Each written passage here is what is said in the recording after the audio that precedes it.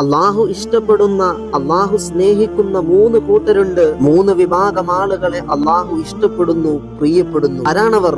അള്ളാഹു നൽകിയ അനുഗ്രഹങ്ങളിൽ നിന്ന്, സമ്പത്തിൽ നിന്ന്. അതിന് സമ്പന്നനാകണമെന്നില്ല.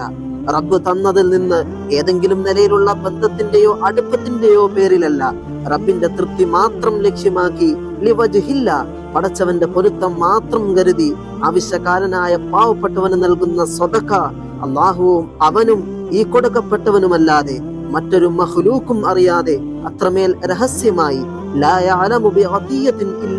വലത് കൈ കൊടുത്തത് ഇടത് കൈ പോലും അറിയാതെ അതീവ രഹസ്യമായി സ്വതക്ക ചെയ്യുന്നവനെ, പാവപ്പെട്ടവന്റെ കണ്ണീരൊപ്പുന്നവനെ അള്ളാഹുവിന് വലിയ ഇഷ്ടമാണ്, സ്നേഹമാണ്.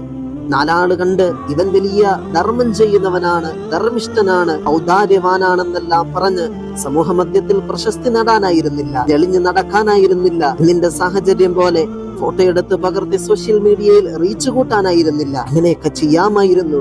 ഇല്ല, റിളല്ലാഹ്, റബ്ബിന്റെ തൃപ്തിയായിരുന്നു.